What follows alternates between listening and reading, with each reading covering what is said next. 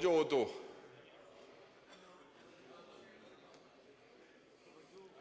तुहाडे हाल वेख के तो गल कोई नहीं करनी, तो वेख के करनी। सर जी जी तवज्जो sir. Thank you very much sir. मेरे ख्याल में जब से हलफ हुआ है आज मैं पहली दफ़ा आपने मौका दिया, आपकी बड़ी मेहरबानी।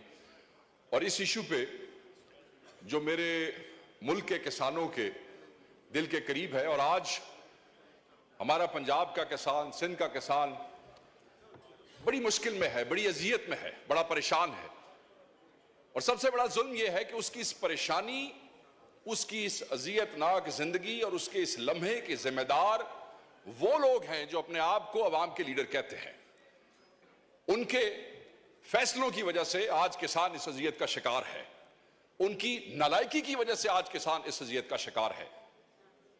इससे बड़ी नालायकी क्या है कि पंजाब हुकूमत जो है वो 3200 रुपए पे इंपोर्ट हुई गंदम जो है वो 4700 रुपए में खरीदती है। उसके बाद हुकूमतें जो है वो 3900 रुपए की सपोर्टिंग प्राइस जो है वो फिक्स करती है, और फिर इस काबिल भी नहीं है कि उसको इंश्योर कर सके, क्योंकि ओपन मार्केट में उसको फिर 2800 से लेकर 3000 रुपए तक की कीमत दी जाती है। आप मुझे सिर्फ यह बताएं कि वो किसान जिसको पानी महंगा मिल रहा है क्योंकि उसके ट्यूबवेल के ऊपर जो बिजली का बिल है वो बढ़ता जा रहा है, बिजली का बिल बढ़ता जा रहा है, वो अफोर्ड नहीं कर सकता है, उसे बीज जो है वो उधार उठाना पड़ता है, उसके पास पैसे नहीं है, उसके पास डीएपी खरीदने के पैसे नहीं है, 14,500 से 15,000 रुपए तक वो भी ब्लैक में लेनी पड़ती है, उसके पास यूरिया के पैसे नहीं है, यूरिया भी 10,000 रुपए में मिल रहा है। बिजली महंगी, फ्यूल महंगा, यूरिया महंगा, डीएपी महंगा, और उसके बाद हम ये समझते हैं कि क्योंकि हम सपोर्टिंग प्राइस 3900 रुपए रख देंगे और किसान जो है वो खुशहाल हो जाएगा और पैसे कमाएगा। जो उसकी लागत है किसान की उस गंदम के ऊपर, वो उस लागत से भी 47% कम की आपने सपोर्टिंग प्राइस भी रखी, आप ये देख लें यहां पे। और जो आगे तकसीम पंजाब के अंदर हो रही है वो एकड़ पे 6 बोरियां हैं और 6 एकड़ से ऊपर की इजाजत नहीं है। 36 बोरियां, यानी कि 6 एकड़ से आगे 36 बोरियों से आगे हिसाब किताब नहीं है, और उसका भी कोई खाता कोई नहीं चल रहा है। मुझे तकलीफ इस बात की है कि इस ऐवान में बैठे हुए ज्यादातर लोग जिम्मेदार हैं, ज्यादातर लोग काश्तकार हैं, कोई छोटा है, कोई बड़ा जिम्मेदार है, और अगर खुद जिम्मेदार नहीं है तो जिम्मेदारों के वोटों से इलेक्ट होकर यहां पे आए बैठे हैं। मगर आपने जैसे कहा कि एक पार्टी की तरफ से आपने उनको जोश दिलाया कि भाई बोलो, तुसी भी बोलो, तुहाडा भी सूबा है, तुहाडी हुकूमत है, तुसा भी गल करो। आपको बताना पड़ा है, दिल नहीं करता है। ऑब्वियसली जब अवाम के और किसान की गर्दन के ऊपर छुरी फेरोगे तो कैसे डिफेंड करोगे अपनी हुकूमत को? जब किसान को हलाल करोगे तो किस मुंह से डिफेंड करोगे अपनी हुकूमत को? इसलिए तकलीफ होती है। और 70 लाख टन सेलेबल गंदम पड़ी है पंजाब में, अभी मियां साहब ने कंफर्म किया, और उसमें से कहते हैं कि पास्को और जो सूबाई हुकूमत है वो कहती है जी सिर्फ 20 लाख खरीदनी है। मैनू ये दसो सर, ते बाकी 50 लाख अग ला छड़िए, बाकी 50 को क्या करें? आग लगा दें या चूहों को खिला दें या फिर वो फीड वालों को बेच दें। सुना है वो भी गंदम शंदम लेते हैं आगे मुर्गियों की दवाइयां बनाने के लिए, उनको बेच देते हैं। या फिर किसानों को कहते हैं कि तुसी अपने आप आग ला लो, क्योंकि ये जो तुम्हारे अवामी नुमाइंदे हैं जिन्हें खो के हुकूमत ली है, खो के समझते हो ना, छीनी है हुकूमत, चोरी की है, ये तुम्हारा हक जो है उसका तहफ्फुज करने के लिए तैयार नहीं है। सो मैं ये समझता हूं कि वो सेक्टर जो फिस्कल ईयर में 2020 और 21 में पाकिस्तान की जीडीपी में जिसका 22.7% हिस्सा था, 2020-21 में जो पाकिस्तान की लेबर फोर्स का 37.8% था, आज उसकी जीडीपी में भी हिस्सा ज्यादा है, आज उसका लेबर फोर्स में भी हिस्सा ज्यादा है। और उसी सेक्टर को डिफेंड करने के लिए, एक्चुअली डिफेंड भी थोड़ा ज्यादा हो जाएगा, उसको जिंदा रखने के लिए, उनको जो है उनकी रूह उनके अंदर रखने के लिए हम जो है वो बेबस है। ऑब्वियसली हमारे भाई वहां से कोई जवाब भी देंगे, सरकारी जवाब आएगा, ऐसे हुआ वैसे हुआ। हमारे पे भी कोई गुलफशानी करेंगे, ठीक है, मगर इससे क्या किसान की जिंदगी जो है वो आसान हो जाएगी? नहीं, आसान नहीं होगी। फिर जुल्म आप देखें सर, भाई बम्पर क्रॉप है, ऑलरेडी आपके कॉफर्स जो है वो भरे पड़े हैं गंदम से, ठीक है जी, और आप इंपोर्ट कर रहे हैं। हम तो सिर्फ अपने भाइयों से ये पूछना चाहेंगे कि उस हकीम लुकमान का नाम बता दीजिए या उस आइंस्टाइन का नाम बता दिए जिसने कहा कि बंपर क्रॉप भी पई जे बट कोई अपना भी सोच लीजिए, कुछ मंगवा लें वहां से।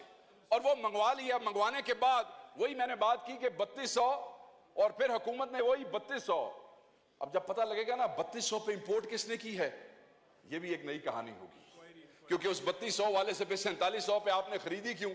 सो मैं ये बार बार नुक्ता इसलिए कह रहा हूं कि जनाब ये अवाम को, किसान को, ये वो किसान है जिसको पंजाब की कई शुगर मिलों ने अभी पिछले साल की गन्ने की पेमेंट नहीं की है। ये वो किसान है जिसने बीज उधार लिया है, ये वो किसान है जिसने खाद उधार ली है, ये वो किसान है स्पीकर, डिप्टी स्पीकर साहब, जो आपके मेरे दरवाजों पे, क्योंकि सिंध का भी यही इशू है, वो बेचारा कभी बिजली का बिल लेके आता है कि मेरी किस्तें करा दो, वापडा वाले बड़े जालिम है। कभी वो कहता है शुगर मिल वाले को फोन कर दो मेरी चीनी की पेमेंट हो जाए ताकि मेरा लाइवलीहुड जो है उसका कोई गुजारा हो सके। मैं सिर्फ ये कहना चाहता हूं कि ये जुल्म न करें, इस जुल्म से आप करते हुए डरें, क्योंकि जिस दिन ये बार आ गए, सानू तो तुसी बार बार कहते हो ना कब आ रहे हो बाहर, कब आ रहे हो, जिस दिन ये बार आ गए, जो जल्दी मुझे लगता है कि आ जाएंगे, उस दिन आपका क्या बनेगा? किस मुंह से अपनी हुकूमतों को डिफेंड करेंगे? किस मुंह से अपने हलकों में जाएंगे? किस मुंह से अपने हलकों में फातिहा और जनाजे अटेंड करेंगे? ये किसान है, इसका तवक्कल अल्लाह की जात पे सबसे ज्यादा है।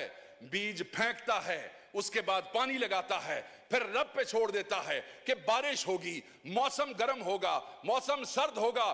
जैसे बारिश बेमौसमी हो जाए तो उसके दिल पे छुरियां चलने लग जाती हैं कि खुदा ना खास्ता अब अगर ये गंदम का दाना यहां पे गिर गया तो मेरे बच्चों का क्या होगा।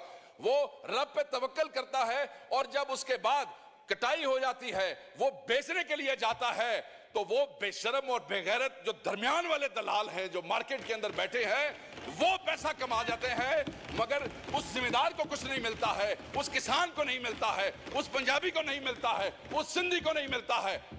मैंने सिर्फ आपसे ये रिक्वेस्ट करनी है कि खुदारा उनकी जिंदगी आसान करें, इन डकैतों को बेनकाब करें, उनकी जिंदगी आसान करने के लिए कुछ ऐसी। सर आपके इलाके में भी आप खुद जिम्मेदार हैं, और मैं समझता हूं कि आप इस दर्द को मुझसे ज्यादा समझते हैं, क्योंकि आप तो खुद कल्टीवेशन करते हैं और बड़ी जबरदस्त काश्तकारी करते हैं।